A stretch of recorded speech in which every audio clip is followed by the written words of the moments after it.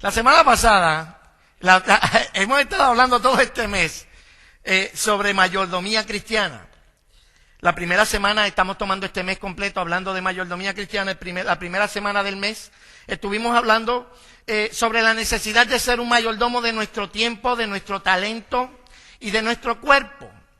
¿Y cuántos están todavía con los 21 días? Ay, bendito sea Cristo, por lo menos no estoy solo. Habemos 1, 2, 3, 4 que no hemos torcido nuestras rodillas.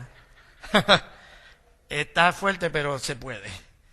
Y porque hay que ser buen mayordomo de su cuerpo, hay que ser mayordomo de su tiempo, de su talento, porque después de todo, todo pertenece a Dios. Nosotros no tenemos nada. Hay gente que dice, yo voy a sacrificar tiempo para ir a la iglesia. ¿En realidad está sacrificando tiempo? ¿O es que está sacando tiempo del tiempo que es de Dios para venir aquí a darle culto a Dios? Porque todo es de Dios. La segunda semana estuvimos hablando sobre ser mayordomo de nuestro tesoro. Porque Dios es el dueño del oro y la plata. Y todo el dinero que pasa por nuestras manos le pertenece a Dios. No es que Dios te está pidiendo que tú le des el 10% o el 5% o lo que sea. De eso no se trata. Todo es de Dios. El 100% de nuestros ingresos es de Dios. Dios simplemente para probar tu fidelidad, entonces te pide que hagas ciertas cosas con el dinero. Donde esté tu tesoro, ahí estará tu corazón. Y la semana pasada estábamos hablando de cuál debe ser la motivación para ser un buen mayordomo. No puede estar basado en la religiosidad, sino que tiene que estar basado en una relación con Dios. Jesús se sentó y esperó por la mujer samaritana. Y cuando llegó la mujer samaritana, estaba sentado al lado del pozo. El pozo representa la religión. Ella se había comprometido con muchas cosas. Pero Jesús fue ese séptimo hombre que fue capaz de darle significado a la vida de esta mujer. Y ella pudo, lo primero que hizo, dejar lo que era importante para ella e irse a hacer lo que era importante para Dios. La Biblia dice que ella, dejando el cántaro, se fue a decirle a todo el mundo que había conocido a Cristo. Y esa es la función que nosotros tenemos como iglesia. En esta semana vamos a seguir entretejiendo estos temas en lo que tiene que ver con la mayordomía.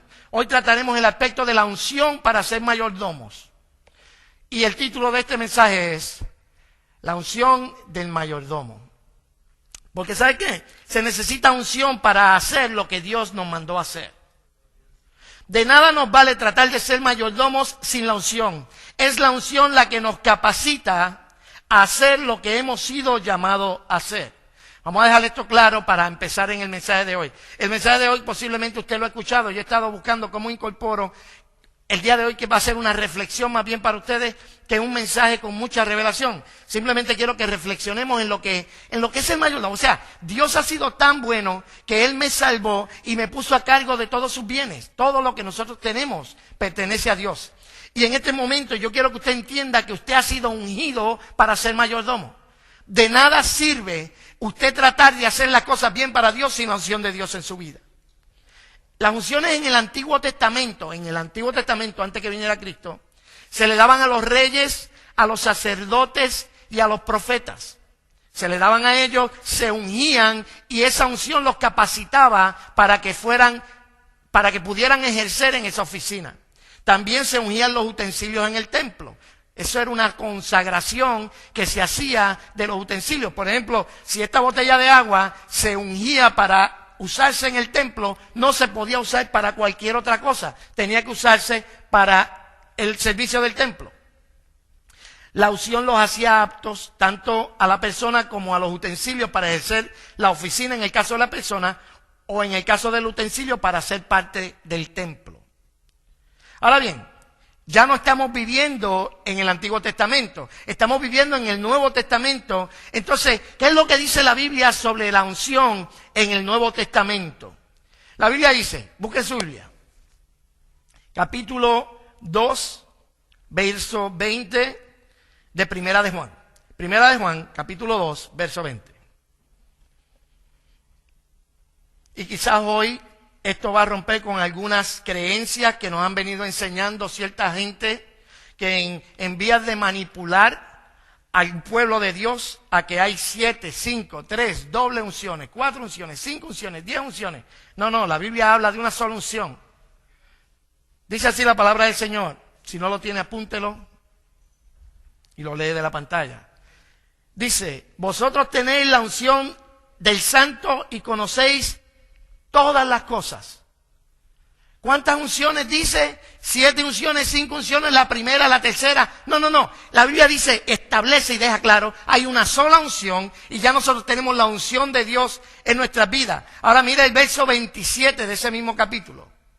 Dice, pero la unción que vosotros recibisteis de Él, está hablando de Dios, del Espíritu Santo, permanece en vosotros y no tenéis necesidad de que nadie os enseñe, así como la unción misma os enseña todas las cosas y es verdadera y no es mentira. Según ella os ha enseñado, permaneced en Él. La Biblia en el Nuevo Testamento en cuanto a la unción no habla de 4, 5, 6 unciones. Es por esto que buscar nuevas unciones es un acto completamente contradictorio a las Escrituras. Te van a decir, pasa aquí al frente para tener la segunda unción, o la doble unción, o la cuarta unción. El que quiere una unción fresca, que pase. Si no tienes la unción de Dios, es que no has recibido a Jesucristo. Pero si tienes a Jesucristo, en el momento que creíste en Jesucristo, la unción del Espíritu Santo vino a tu vida y ya tú estás ungido para vivir la vida cristiana. La Biblia dice, y recibiréis poder cuando venga sobre vosotros el Espíritu Santo. ¿Para qué? Y me seréis testigos. Esa es la mayor encomienda que se le dio a la iglesia, es ser testigos del poder de Dios en nuestras vidas.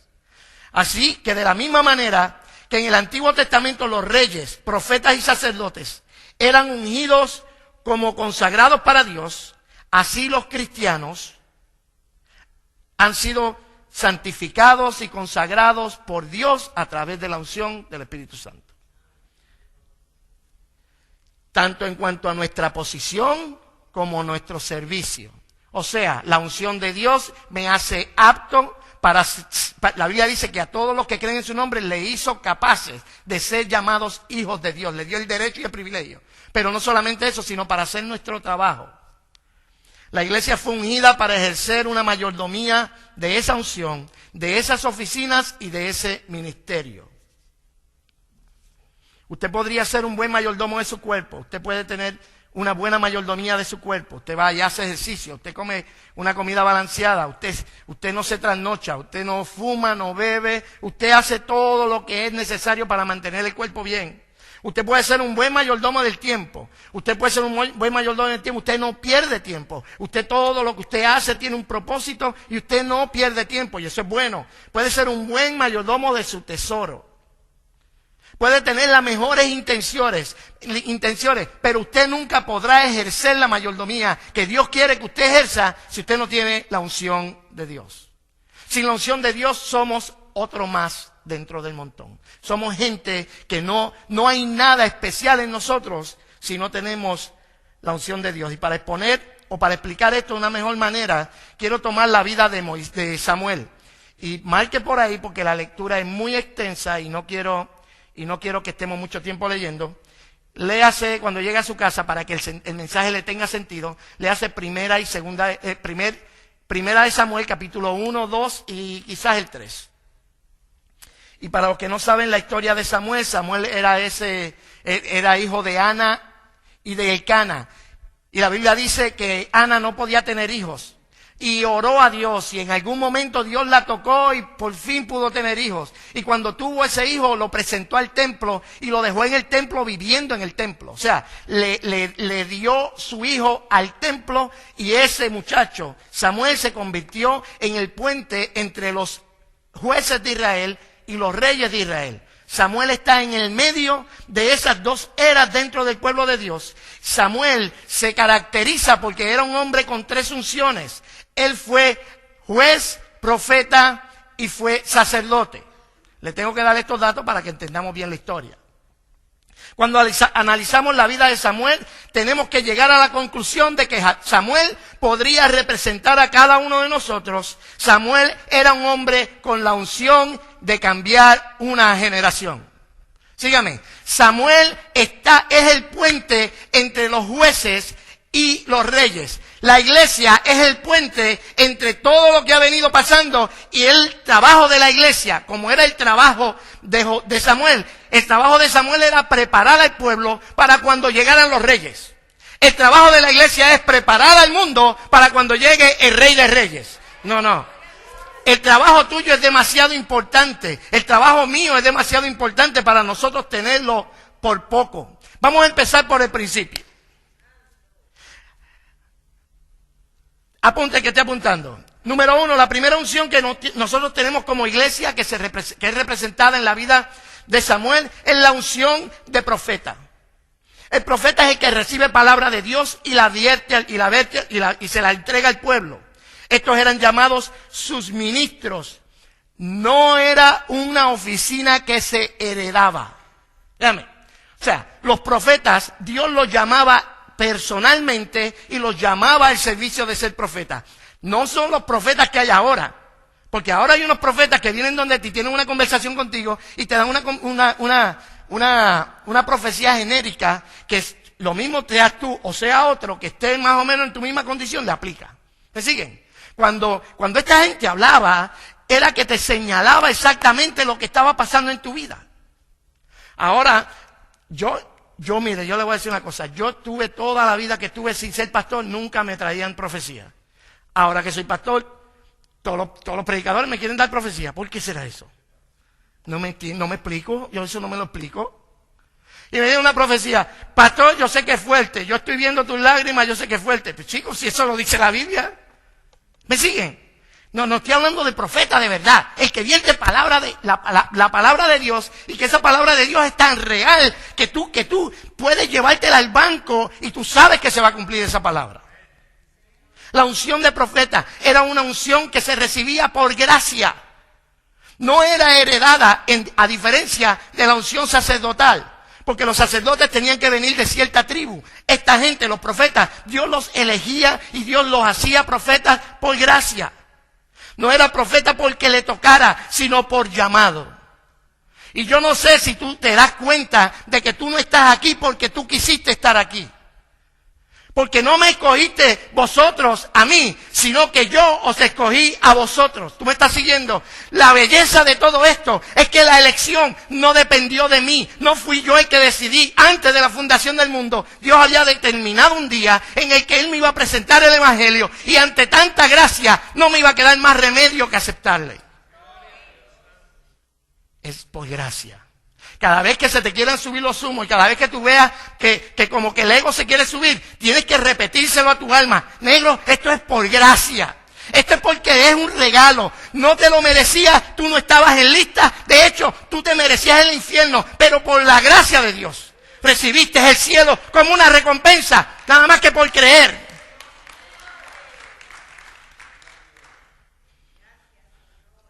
Mire cómo se manifestó esta profecía en la vida de Samuel.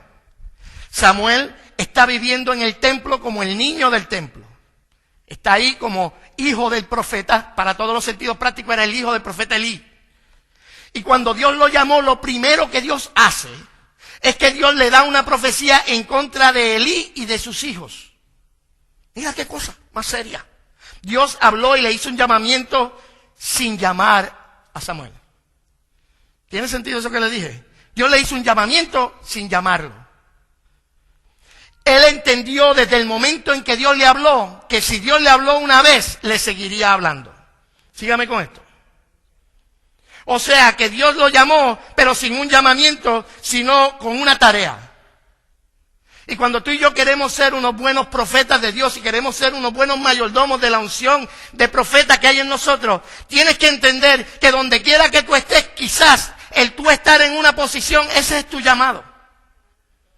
Eso me lleva a un detalle, y es que todos los llamados no son iguales. Dios no llama a todo el mundo de la misma manera.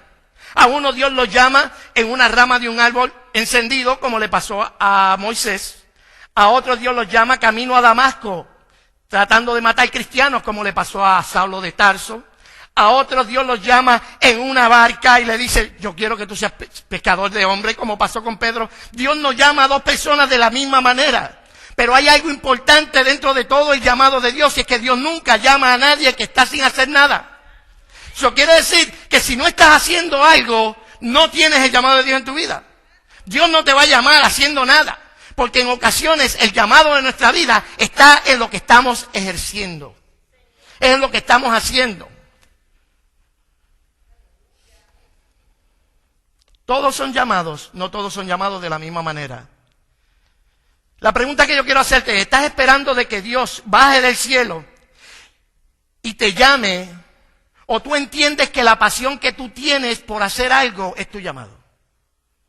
Porque hay personas que Dios las va a llamar y va a bajar un ángel del cielo y lo va a tocar aquí y le va a decir, Ruby, yo te llamo para que seas pastor. Pero hay gente que las circunstancias que Dios diseñó lo van a poner en una posición que cuando tú te miras por dentro, tú tienes una pasión brutal por la enseñanza. Quizás ese es tu llamado. ¿Me siguen, mis hermanos? Dios no va a llamar de una manera espeluznante a todo el mundo, pero a todo el mundo está llamando. Y en ocasiones nosotros estamos esperando que un predicador venga, nos llame por nombre y apellido para empezar a hacer algo para Dios, cuando en realidad ya Dios puso en ti la pasión necesaria para lo que Dios quiere que tú hagas. Si tú fuiste abusado cuando pequeño, posiblemente tienes una pasión que cada vez que ves un abuso, tú, Dios mío, le da un arreventamiento uno por dentro. Esa es tu pasión. Quizás Dios te está llamando a que esa pasión la haga realidad ayudando a otros que están pasando por la misma situación. En el caso de Samuel, Dios lo llamó mientras él estaba haciendo lo que estaba haciendo. Dios no le hizo un llamado especial, sino que simplemente Dios le habló. Y él entendió que si Dios me habló una vez, me va a seguir hablando. ¿Qué tú estás esperando? ¿Qué estamos esperando para hacer algo en la obra del Señor? Para encontrar un lugar en lo que Dios quiere hacer en este lugar. ¿Qué estamos esperando? Estamos esperando que baje Dios del cielo y nos lo diga. Porque te voy a decir una cosa, es bien raro que Dios haga eso. Dios por lo general pone una pasión en tu corazón y esa pasión en tu corazón es la que te va a mover al lugar de destino que Dios tiene para ti. Si estás haciendo algo en la iglesia o si tienes pasión por algo que tú sabes que puedes hacer mejor que otros. ¿Sabes cuánta gente se sienta ahí? Súbame los aires, muchachos, que esto está caliente. ¿Sabe cuánta gente se sienta ahí a criticar quién canta y quién danza y quién toca y quién habla y quién predica y quién hace lo otro? Si tú lo puedes hacer mejor, mijo, pon un pie adelante. Porque con la boca es un guiso, con la boca es un mamey, así cualquiera. O sea, somos buenos doctores diagnosticando la enfermedad. El problema con nosotros es que somos muy malos doctores para sanar la enfermedad. Entonces lo que hacemos es que empezamos a criticar. ¿Qué estás esperando, chico? ¿Qué estás esperando para ejercer tu llamado? Dios te está llamando y puso una pasión en ti. ¿Qué estás esperando? Dios te está invitando el día de hoy sin invitación. Simplemente te está diciendo, ya yo puse en ti la pasión para hacer aquello para lo que yo te creé. Y mira lo que le pasó a Samuel, porque la vida de Samuel no fue fácil. El primer mensaje que tuvo que dar fue uno de juicio contra el profeta y contra su casa. Mira esto. El primer mensaje que Dios le da a Samuel fue contra Elí y contra sus hijos. Los hijos del profeta Elí habían profanado el templo y Elí no los estorbaba. Ese era el problema. Entonces, contra los hijos del profeta por profanar lo que era sagrado y deshonraron a Dios, Dios mandó juicio. Y contra Elí, porque no los estorbó y honró más a sus hijos que a su Dios. Se me olvidó poner la advertencia. No viene fácil hoy. Esta gente estaban en la iglesia y se robaban lo mejor que traían la gente. La gente traía la ofrenda y ellos se robaban la ofrenda. Los hijos del sacerdote en la iglesia. ¿Pero y qué es esto? Se robaban y se acostaban con las que limpiaban en el templo. Se acostaban en la parte de atrás. Esos eran los hijos del sacerdote. Y el sacerdote quedaba callado, no decía nada. Y esto me lleva a otro punto importante que debemos entender en esto que tiene que ver con mayordomía y con la iglesia y con ser profeta. Y es que no todos los que son, ni están todos los que son. O algo así en ese sentido. No están todos los que son, ni son todos los que están. Yo tengo como prócer a George Bush Jr., el hijo, que se le olvidaba todos los refranes. Así que yo soy así. No están todos los que son, ni son todos los que están. Qué triste que no se pueda confiar ni en la iglesia. Y escúcheme bien. Qué triste que en el lugar donde uno cree que está tu familia más segura, aparece algún elemento de maldad para deshonrar a Dios. Y cuando tú creías que todo estaba bien, ese es el predicador que yo admiro, lo agarraron en qué sé yo ni qué. Y cuando tú ves los hermanos en la iglesia, lo agarraron en qué sé yo ni qué. Me siguen, porque tú no puedes confiar en nadie. Escúchame, hay una maldición para el que confía en el otro hombre. La Biblia dice, maldito el hombre que confía en el otro hombre. No le confíes tu familia ni tus hijos a nadie. Escúchame, a nadie. Samuel le tocó decir esta profecía, le dijo al que él conocía como su padre y al que ellos conocían como su hermano, le dijo, ustedes Dios los va a talar a todos, porque han hecho una poca vergüenza dentro del templo. Lo que me trae a otro punto importante. Cuando recibes la unción del profeta, vas a recibir la palabra de Dios, y cuando recibes la palabra de Dios, ¿qué vas a hacer con ella? ¿Qué tú vas a hacer con la palabra que Dios te dé? ¿Qué vas a hacer con la palabra que Dios te está dando? ¿Qué vas a hacer con la palabra que Dios te dio? ¿La vas a aguantar en tu corazón para no ofender a nadie o vas a decir lo que la Biblia ya establece? Muchos de nosotros en los trabajos, muchos de nosotros en nuestras casas, tendemos como a pasarle la mano. Lo que hacemos es que le echamos un poco de azúcar a la verdad para que no sepa tan amarga. Pero mis hermanos, la palabra de Dios sabe amarga el paladar, pero cuando cae al estómago, entonces es que hace el efecto. Y nosotros como profetas de Dios tenemos que tener sumo cuidado en que nosotros no tratemos de echarle azúcar por encima a la verdad. Porque yo esto lo oí, me gustó. Yo prefiero herirte con la verdad que matarte con una mentira. Mira lo que dice Mateo, capítulo 10, verso 34 en adelante. Porque sabe que si tú quieres ser un buen mayordomo, empieza por la casa. No empieza por el vecino, porque esa es otra. Nos encanta correrle la vida a los demás y nuestra vida está hecha en etcétera. Mateo capítulo 10, verso 34 en adelante dice, mira lo que Jesús está diciendo. Jesús dice, no penséis que he venido para traer paz a la tierra. Y tú pensarías que vino a traer paz. No he venido para traer paz sino espada. Porque he venido para poner en disensión al hombre contra su padre, a la hija contra su madre, a la nuera contra la suegra. Y los enemigos del hombre serán los de su casa. El que ama a padre o madre más que a mí, no es digno de mí. El que ama a hijo o a hija más que a mí, no es digno de mí. El que no toma su cruz y sigue en pos de mí, no es digno de mí. El que haya su vida la perderá, y el que pierda su vida por causa de mí, la hallará. Cuando llega la palabra de Dios, cuando te toca pronunciar la palabra de Dios, ¿qué haces? Cuando te llega visita a tu casa y tú sabes que en tu casa no se bebe, o en tu casa no se fuma, o en tu casa no se hace esto o lo otro, ¿qué haces con esa palabra? Quiero que tomemos esta unción como profeta como una unción que protege la relación tuya con Dios y te mantiene declarando las verdades de Dios en tu vida y a través de tu vida. Pero tienes que entender que la palabra de Dios te pondrá en una posición en la que tendrás que tomar decisiones. Y tendrás que tomar decisiones en cuanto a quién tú permites en tu casa, a quién tú permites en tu vida y a quién tú no permites en tu vida. Elí escogió no estorbar a sus hijos por no incomodarlos. ¿Estás haciendo lo mismo tú? Es que no viene fácil. Elí decidió honrar más a sus hijos que a su Dios. Pero Samuel tomó la palabra de Dios y él hizo conforme a la palabra de Dios. Y Dios nos está pidiendo a nosotros, nos está exigiendo que aprendamos de una vez y por todas a ser profetas de Dios en un mundo en decadencia, porque la palabra de Dios nunca tornará atrás vacía. Va a llegar el momento en el que esa palabra que tú vas a decirle a esa persona que quiere cogerte la casa de hotel, tú le vas a tener que decir, mira negro, si quieres hotel, te vas a tener que ir para otro sitio. Si quieres un motel, vete para otro sitio aún más lejos. Pero esta casa se respeta porque la palabra dice, sin santidad nadie verá al Señor. Y yo tengo que mantener mi relación con Dios intacta.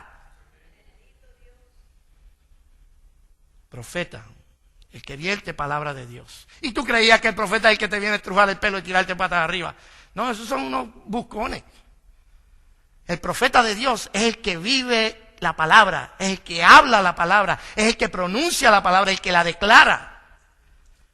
Ahora bien, tenemos esa unción, es la unción de profeta, es la que Dios nos da la palabra, y con esa palabra nosotros, es por gracia, es un regalito que Dios nos dio. Dios nos da la oportunidad de ser mire, ¿sabe lo que me da coraje a mí? Que la gente sigue diciendo que Obama es malo, y a mí no me importa si Obama es malo o bueno. Yo creo que los políticos todos los echan en un saco y los deben tirar al río, porque no sirven ninguno, ni los republicanos, ni los demócratas, ni los que no se definen. Todos los políticos son una sarta de sinvergüenza. Lo dije y ya está. Ahora bien, quien dicta la moral no es Washington, es la iglesia. Entonces nosotros le echamos la culpa a Obama porque hay abortos y no predicamos el evangelio. Le echamos la culpa a Obama porque los matrimonios gay ahora se están propagando y la iglesia se queda callada, la iglesia no dice nada. Mira, si la gente se convierte, tú no te tienes que preocupar por eso, sino que Dios va a transformar los corazones de la persona. La moral la dicta la iglesia, son los profetas de Dios, los que están llamados a pronunciar la palabra de Dios. La próxima unción es la de sacerdote. El sacerdote era el intermediario entre Dios y el pueblo. Este oficio sí era por herencia.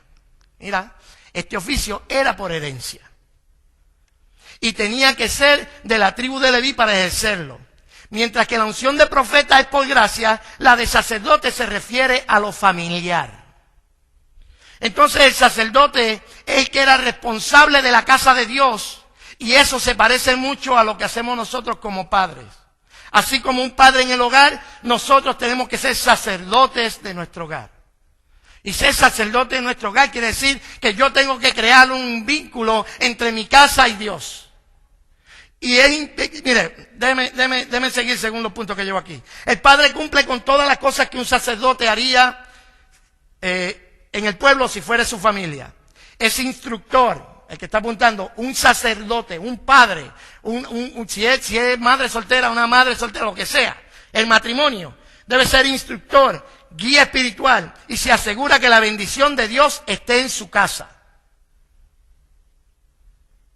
De la misma manera que la unción de profeta es para proteger la vida espiritual del pueblo, la de sacerdote es para proteger la vida espiritual de tu familia. En el capítulo 13 de Primera de Samuel aparece un evento en el que Saúl ofreció sacrificio sin él ser sacerdote. Y Dios lo destituyó de una porque el trabajo de sacerdote no se puede relegar a alguien. Tú no puedes decirle a otro, sé sacerdote por mí. Tú no puedes decirle a otro, yo te voy a dar esta posición de sacerdote en mi vida o en mi casa para que tú la ejerzas por mí. Hermano, no es trabajo del gobierno, no es trabajo de la iglesia, no es trabajo de la televisión instruir a nuestros niños, es trabajo del sacerdote. Queremos hijos en el temor de Dios, pero no le instruimos el temor de Dios a nuestros hijos. Ay, Cristo amado, esto sí que estuvo fuerte. Samuel fue llevado al templo y estando en el templo, cerca de donde Dios se manifestaba, Samuel escuchó la voz de Dios, que lo convirtió en un profeta de Jehová. Instruye al niño en su camino y cuando fuere viejo no se apartará de él. Escúchame, yo vivo aferrado a esa promesa. Y los que son padres deben vivir aferrados a esa promesa. Yo agarro esa promesa y yo la agarro, hermano, que puede venir el huracán más grande del mundo y a mí no me mueven de esa promesa. Instruye al niño en su carrera. Yo sé que esa palabra que se sembró va a dar fruto. No estoy viendo el fruto ahora, no lo estoy viendo, pero tarde o temprano esa palabra va a dar fruto y yo no me voy a morir sin yo ver el fruto de esa palabra. Dios va a traer los hijos, aunque sea por amor a mí.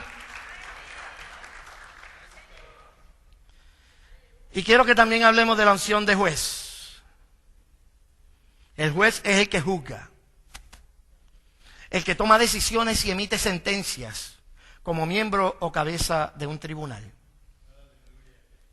El juez es el que analiza las cosas y luego llega a una deliberación. Y aquí me voy a poner más práctico que nada. Olvidemos la cuestión jurídica. Hablemos del aspecto analítico del oficio de juez. Mírate por dentro un momentito. Porque es fácil juzgar al otro. Juzgar a los demás es fácil. ¿Cómo juzgas tu servicio como sacerdote y como profeta? Si tú te miras por dentro en el día de hoy y tú analizas tu vida, ¿cómo estás siendo un buen profeta y un buen sacerdote en tu casa o en tu vida? A nosotros nos encanta juzgar las situaciones. Nos encanta, eso nos gusta juzgar las situaciones. Pero yo no estoy hablando de eso. Estoy hablando de juzgarnos nosotros mismos. De nosotros mirarnos por dentro y poder mirar todo lo que hacemos, todo lo que pensamos, todas las intenciones de nuestro corazón y poder tomar una decisión en dónde yo quiero llevar mi vida. Porque analizar es bueno, hermanos. Analizar es bueno. Yo no sé en qué momento fue que la inteligencia pasó de moda. Yo no me explico cuándo fue que el sentido común caducó. ¿Cuándo fue que el análisis dejó de ser permitido? ¿Cuándo fue la última vez que tú discutiste una idea con alguien? Piénsalo. El juez analiza todo.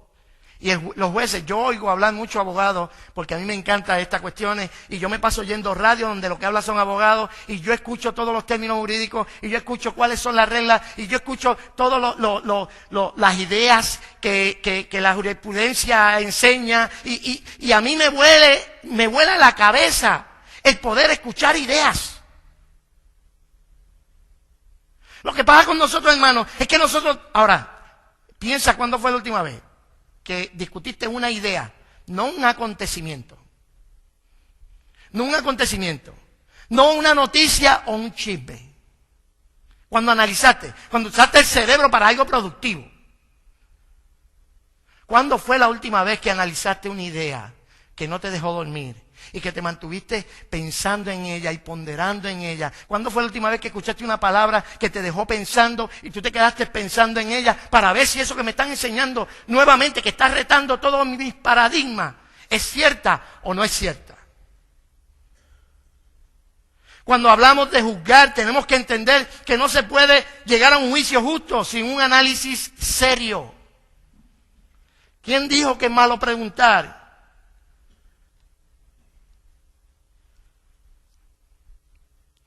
Hermanos, nosotros tenemos que aprender a que nuestro análisis tiene que ser más elevado, nuestra forma de pensar tiene que ser más elevada, porque nadie nos va a tomar en cuenta cuando nosotros empezamos a hablar de tonterías y sabemos más de lo que dice el National Enquirer, de lo que dice la Biblia, y sabemos más lo que dice el gordo y la flaca que lo que dice la palabra de Dios, y sabemos más lo que dice la doctora Polo de lo que dice la Biblia.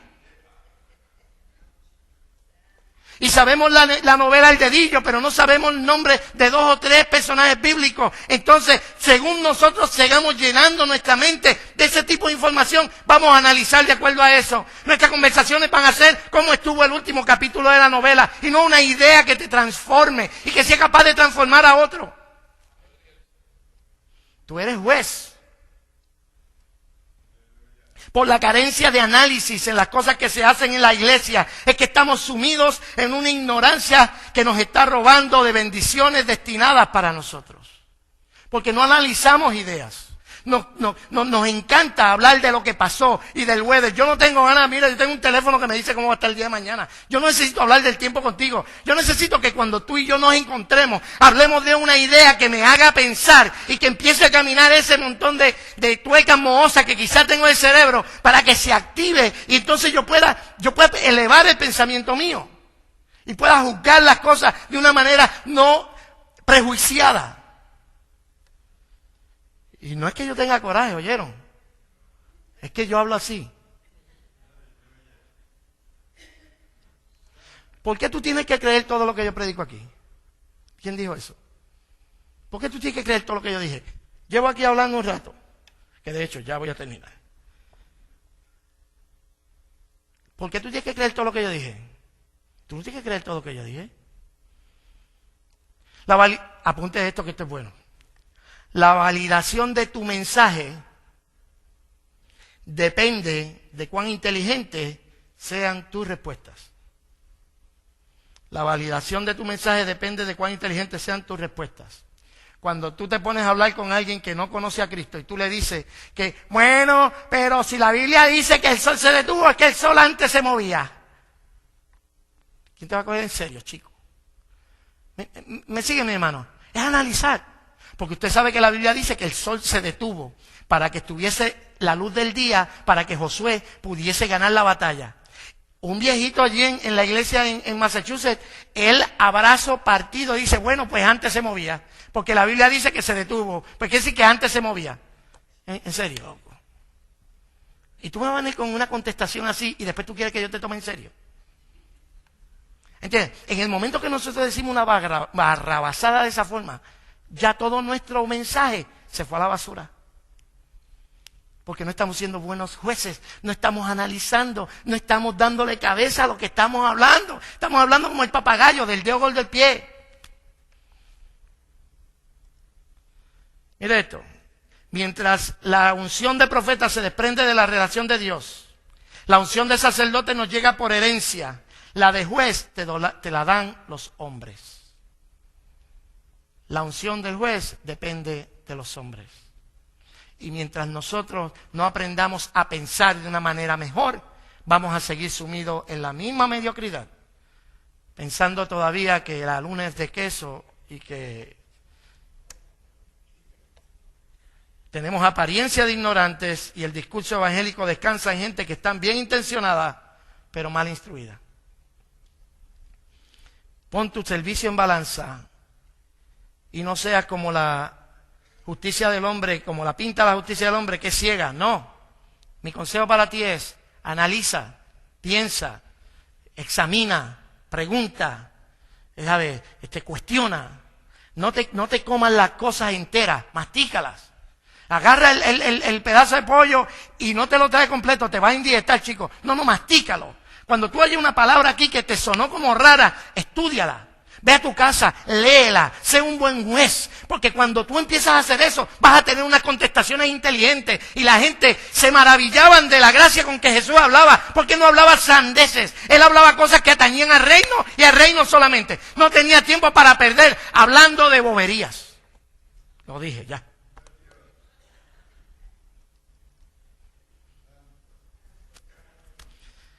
Yo renuncio a la ignorancia y a la mediocridad, no la quiero.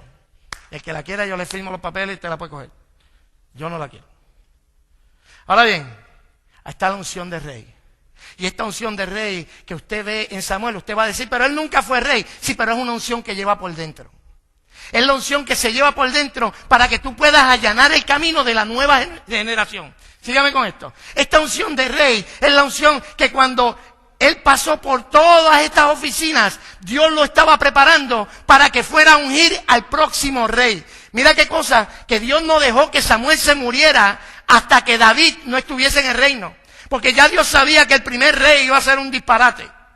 Porque era el rey que el pueblo había escogido. Pero cuando Dios escogió rey, quien estaba allí para poderlo ungir era Samuel. Yo no sé si tú entiendes lo que te quiero decir, pero tú tienes que tener cuidado porque tú tienes que preparar un reemplazo para el día en que ya tú no estés aquí. Y tú tienes que darle esa unción de rey, que ellos van a gobernar en lo que tú solamente estabas manipulando de una manera ignorante. Como tú eres un buen profeta, un buen sacerdote y un buen juez, vas a poder ungir un buen rey. Vas a poder darle a la próxima generación unas buenas enseñanzas, que ellos no van a tener que lograr en 20 años lo que nosotros logramos en 40. Porque el evangelio ha sufrido por la ignorancia que nos ha sumido, especialmente en el mundo hispano, en el que nos enseñaban cada pamplina y cada bobería.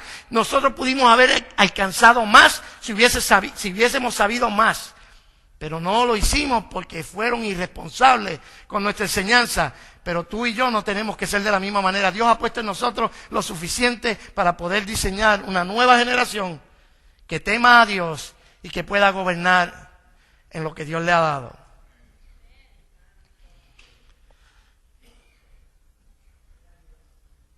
Tú eres el mayordomo de las cosas de Dios.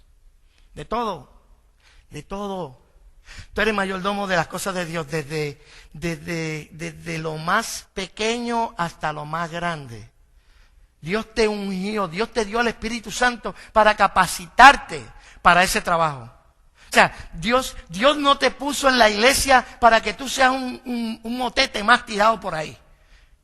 Si quisiéramos que calentáramos las bancas, mira, vienen unas bancas que usted le da un switch y se calientan solas. No necesitamos a alguien que se siente en la iglesia a calentar bancas. El carro mío, cuando está bien frío, yo le doy un botoncito, me calienta el sillón completo. Hacemos lo mismo en la iglesia.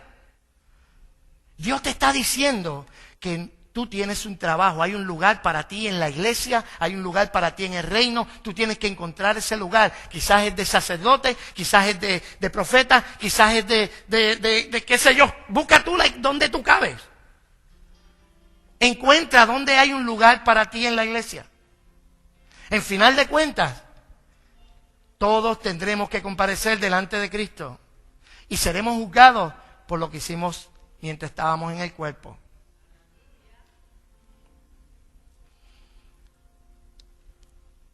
Todas estas tareas se desprenden de la unción de Dios en ti y en mí. Hay que ser buenos mayordomos de la viña del Señor, de sus bienes, de su unción, de su ministerio. Solo así podremos dejar un legado de excelencia para la nueva generación que viene. Una generación que se está perdiendo. Escúchame bien, a mí no me interesa si mi hijo o mi hija o cualquiera de mis nietas crecen y llegan a ser presidente de este país. Yo quiero que primero sean salvos. Yo quiero que sean salvos, que cuando llegue el momento de encontrarse con su Hacedor, ellos puedan entrar por la puerta grande sin temor, porque allá le dieron su vida a Jesucristo. Después de eso, podemos crecer a cualquier otra cosa. Pero en fin de cuentas, ¿de qué le vale al hombre que gane toda la riqueza del mundo y que en final de cuentas su alma se pierda? El Señor nos está haciendo una invitación a que nosotros tomemos esa unción, nos adentremos en esta unción. En la unción que me hace a mí el vocero de Dios, la boca de Dios, el que me hace los pies de Dios, el que me hace las manos de Dios. Que cuando yo llego a un lugar, ahí llegó Dios. Cuando yo llego a un lugar, llegó Cristo. Y donde Cristo llega, las cosas tienen que cambiar. La gente no puede ser indiferente a ti. La Biblia dice, el bien y la misericordia me seguirán todos los días de mi vida. Cuando yo paso por un lugar, tiene que quedar bien y misericordia. Ese bien y misericordia que hay en mí, tiene que reflejarse a todo el que yo me encuentro. Yo te voy a pedir que inclinemos nuestros rostros.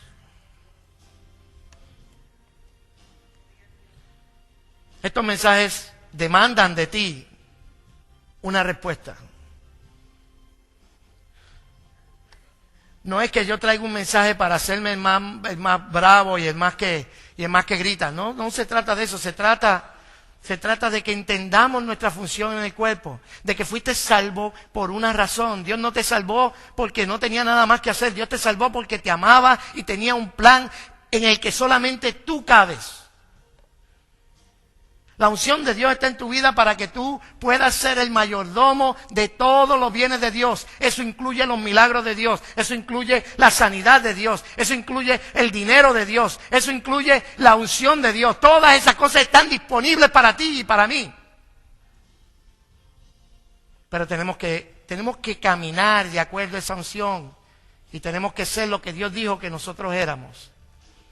Yo creo que esta palabra toca a cada una de nuestras vidas porque en cada una de nuestras vidas hay algo que este mensaje tocó. Posiblemente no estamos amedrentando en decir la palabra de Dios por miedo a qué dirán nuestros familiares o miedo a qué dirán nuestros vecinos o miedo a que el primo que te viene a visitar no quiera volver a visitarte más porque tú le dijiste la palabra, le dijiste, mira chico, en esta casa eso no se hace. O porque tú pusiste tu pie en firme y le dijiste al jefe, esa trampa que tú quieres que yo haga, yo no la voy a volver a hacer. Quizás nosotros no hemos sido los mejores sacerdotes. Y estamos viendo cómo nuestra casa se nos ha caído encima porque no fuimos buenos sacerdotes, porque nos estábamos dedicando a permitir cada porquería que entrara a nuestra casa. Es posible que no seamos buenos jueces porque no hemos sido instruidos correctamente, porque no nos enseñaron a analizar, a cuestionar, a que nosotros tenemos una opinión y que esa opinión es válida y que esa opinión debe estar basada en la palabra de Dios. Así que yo sé que esta palabra toca a todo el mundo. Así que yo voy a hacer una oración por todo el que está en este lugar y todo el que está escuchando.